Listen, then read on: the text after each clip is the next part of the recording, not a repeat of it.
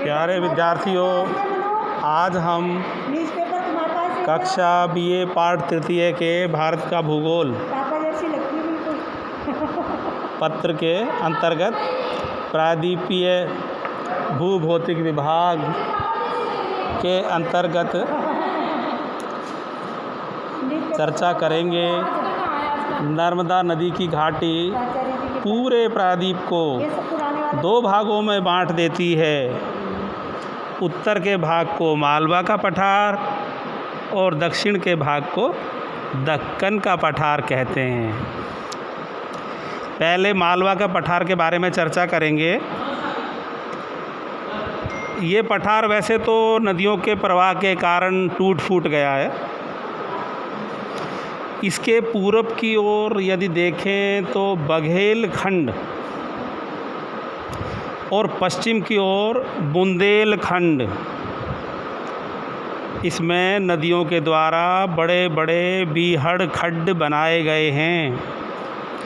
इसके कारण से बहुत सारी ज़मीन खेती के काम नहीं आ पाती है। इसके अलावा जो ज़मीन है वो समतल भी है और उपजाऊ भी है। इस पठार का जो ढाल है वो गंगा की घाटी की ओर है। मालवा पठार के इस लहरदार प्रदेश में साधारण ऊंचाई की पहाड़ियाँ, यानी जो कम ऊंचाई की पहाड़ियाँ हैं वे भी मिलती हैं। जैसे ग्वालियर की पहाड़ियाँ, ये बहुत ज़्यादा ऊंची पहाड़ियाँ नहीं हैं, तो ऐसी पहाड़ियाँ भी यहाँ पर मिलती हैं। इनमें विंध्याचल की जो श्रेणी है वो मुख्य है। विंध्याचल की श्रेणी गुजरात से शुरू होकर छत्तीसगढ़, मध्य प्रदेश, बघेलखंड और दक्षिणवर्ती उत्तर प्रदेश से होती हुई झारखंड, बिहार, ओडिशा और ये सोन नदी की जो घाटी है इसके ऊपर एक दीवार के समान दक्षिण के पठार और गंगा की घाटी के मध्य में, यानी लगभग सासाराम जगह का नाम है, सासाराम तक ये स्थित है। इसकी ऊंचाई बहुत ज़्यादा नहीं है। इसकी ऊंचाई केवल 457 मीटर से लेकर 610 मीटर तक है। लेकिन कहीं कहीं ये 914 मीटर से भी ज़्यादा ऊंची है। अब जैसे धार जिले में गोमनपुर की चोटी, विद्यार्थियों ये 553 मीटर ऊंची है और बघेलखंड का जो दक्षिणी भाग है वो तो 1027 मीटर तक ऊंचा हो गया है। ये जो पर्वत हैं ये गंगा के प्रवाह प्रदेश को नर्मदा, तापी और महानदी के प्रवाह प्रदेश से पृथक करते हैं।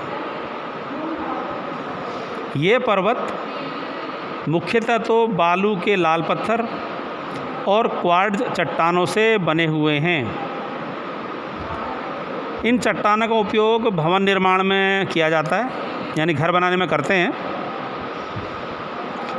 मालवा के पठार के पूर्व में, यानी ईस्ट में देखें तो महादेव की पहाड़ियाँ, मैकाल की पहाड़ियाँ, बाराकर की पहाड़ियाँ और राजमहल की पहाड़ियाँ, इनके रूप में गंगा नदी की घाटी के दक्षिण में सतपुड़ा और छोटा नागपुर, इसके मध्य में ये फैले हुए हैं।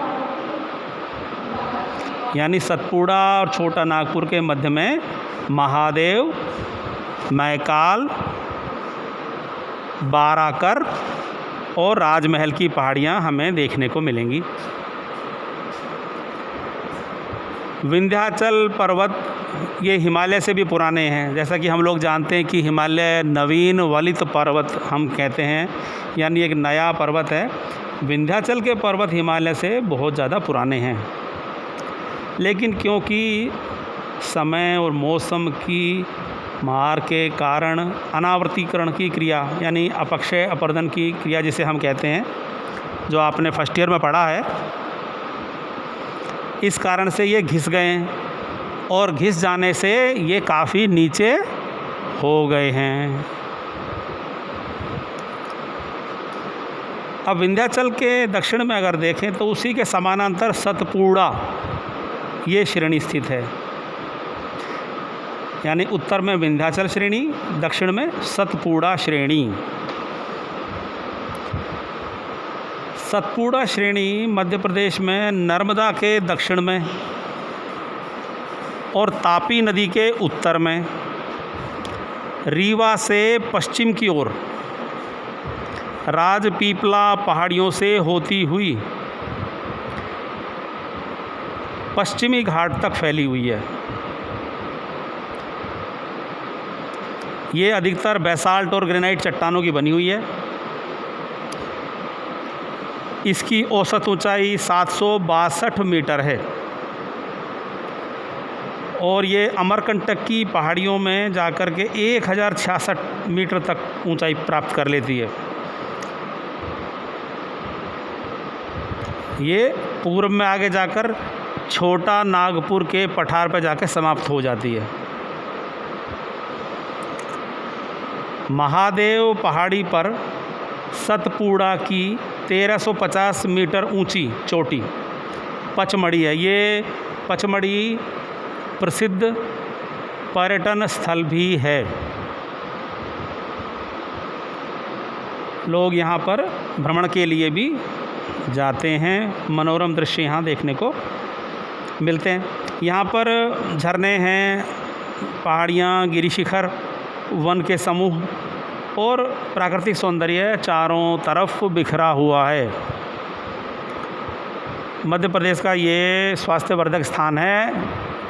लोग पूरे देश के यहाँ पर भ्रमण के लिए पहुँचते हैं। छोटा नागपुर का पठार, अब इसकी बातें करें तो छोटा नागपुर का पठार झारखंड में रांची, हजारीबाग, सिंहभूम, पलामू, लोहारदगा और बिहार में गया, इसके साथ जो दक्षिणवर्ती ज़िले हैं वे सब इसमें आते हैं। इस पठार में कई ढाल वाली श्रेणियां हैं जिनके बीच में होकर गहरी नदियां जैसे महानदी, दामोदर, सोन, सुवर्ण रेखा ये सब बहती हैं। इस पठार पर दामोदर नदी एक भ्रंश घाटी से होकर के बहती है। भ्रंश घाटी से होकर के बहने वाली नदी है दामोदर नदी, याद रखेंगे। पठार की औसत ऊंचाई 760 मीटर है, लेकिन इस पर एक चोटी है जिसका नाम है पार्श्वनाथ चोटी, 1365 मीटर ऊंची है। अब खेती की बात करें तो पठार पर ज़्यादातर तो चावल पैदा किया जाता है। झारखंड और बिहार, इस पूरे क्षेत्र में चावल प्रमुख खाद्य फसल है। चावल यहाँ पैदा किया जाता है। छोटा नागपुर का पठार अब केवल चावल के लिए प्रसिद्ध नहीं है, ये खनिज पदार्थों के लिए विश्व प्रसिद्ध है। खनिजों के मामले में बहुत धनी है। छोटा नागपुर के पठार में भारत के प्रमुख खनिजों के सुरक्षित भंडार मिलते हैं। अब जैसे भारत का लगभग 60% अभ्रक यहाँ पर मिलता है और ज़्यादातर लौह अयस्क भी यहीं से प्राप्त होता है।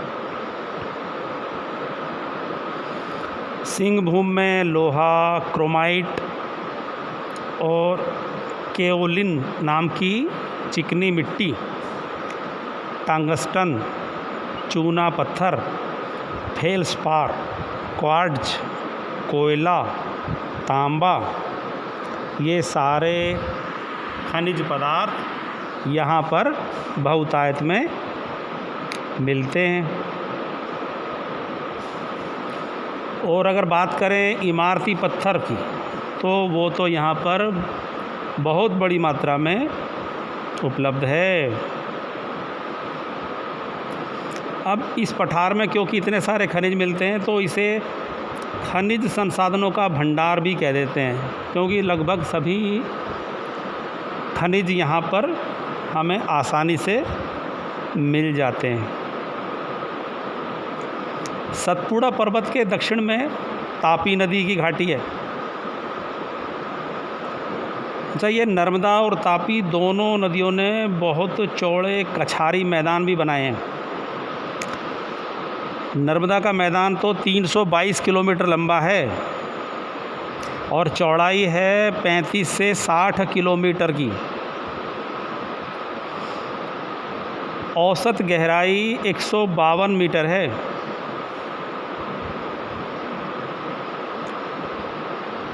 ताप्ती को देखें तो ताप्ती नदी का मैदान 240 किलोमीटर लंबा है, 50 किलोमीटर चौड़ा है। अच्छा, ये दोनों नदियाँ ताप्ती और नर्मदा, ये दोनों भी भ्रंश घाटियों से होकर के बहती हैं, यानी रिफ्ट वैली से होकर के बहती हैं।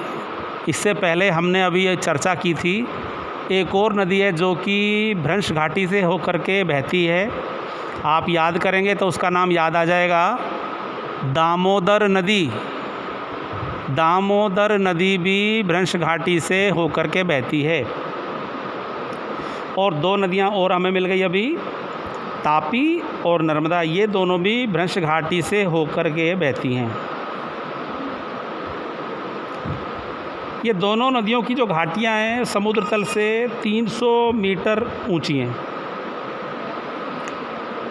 इसलिए एक घाटी से दूसरी घाटी में जाने में बहुत दिक्कत आती है भाई। लेकिन खंडवा और बुरहानपुर के पास पहाड़ियाँ नीची होने के कारण आने जाने में कम परेशानी होती है। इसीलिए बम्बई से जबलपुर जाने वाला रेलमार्ग जो है और राष्ट्रीय राजमार्ग, वो यहीं से होकर के गुजरता है, क्योंकि यहाँ पर घाटी बहुत नीची मिलती है। अच्छा, जब सतपुड़ा पर्वत में अनेक भ्रंश पड़े, यानी रिफ्ट बनी, तो ये सारी नदियाँ इन गहरी घाटियों से होकर के बहने लग गई। और ये नदियाँ जब पठारों से नीचे उतरती हैं तो अनेक जलप्रपात भी बनाती हैं, वाटरफॉल।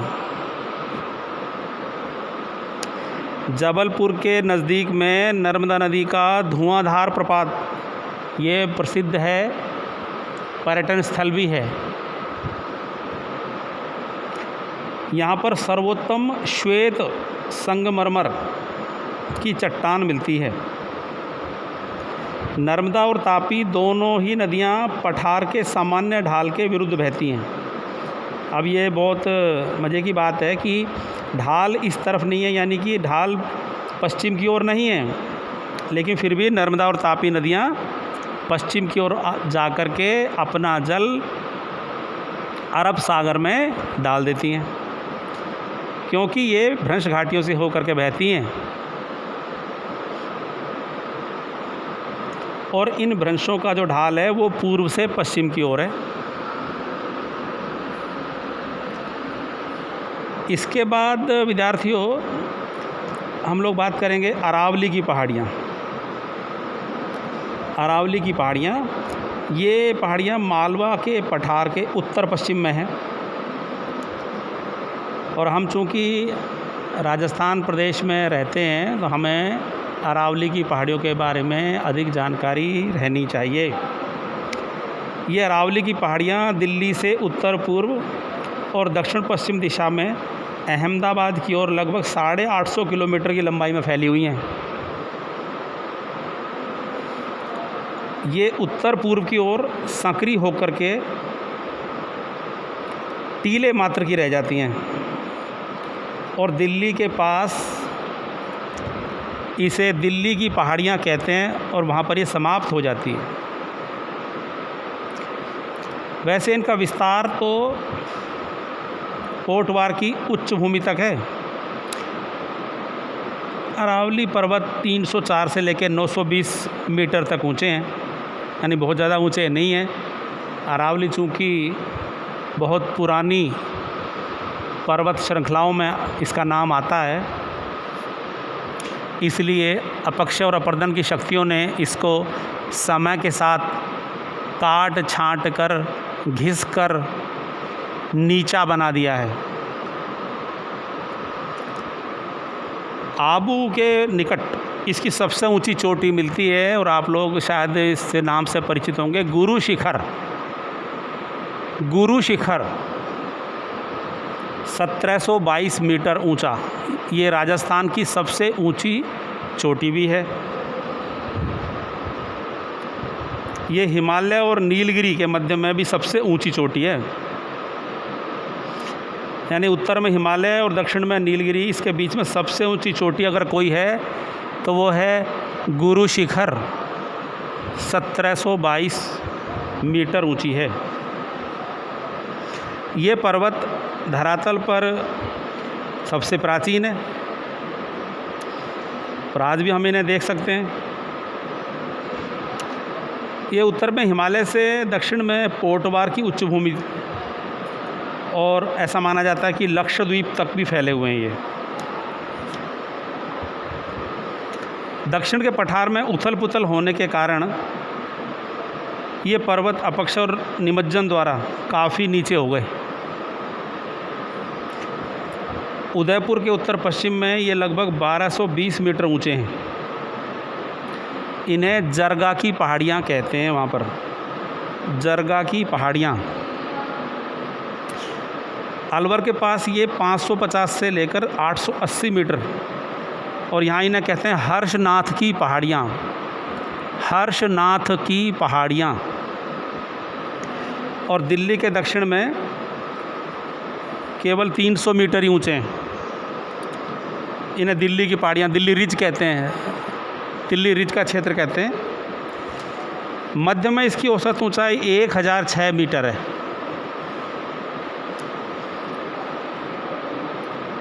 अरावली जो पर्वत माला है ये कठोर क्वार्ट चट्टानों से बनी हुई है। इनमें सीसा, तांबा, जस्ता, एस्बेस्टस, अभ्रक, ये सारे खनिज मिलते हैं।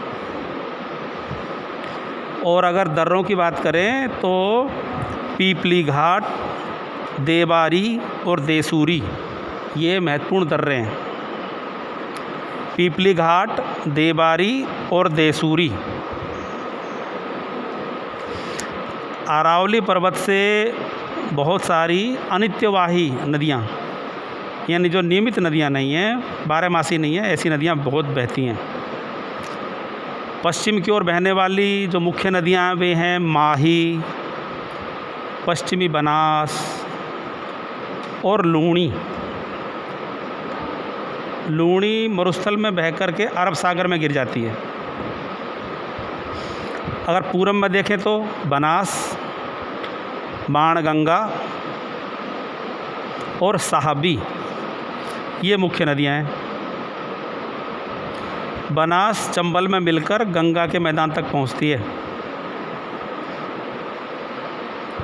तो ये संक्षिप्त वर्णन हमारा हुआ अरावली की पहाड़ियों का। इस प्रकार से प्रायद्वीपीय भारत का एक प्रमुख हिस्सा है, प्रमुख भाग है थार का मरुस्थल। थार का मरुस्थल। थार के मरुस्थल में चूँकि राजस्थान का बहुत बड़ा हिस्सा इससे के अंतर्गत आता है, इसकी चर्चा हम अगली कक्षा में करेंगे। आपने ध्यान से मुझे सुना? सुना या पढ़ाया? इसके लिए आ गया करण? करण आया?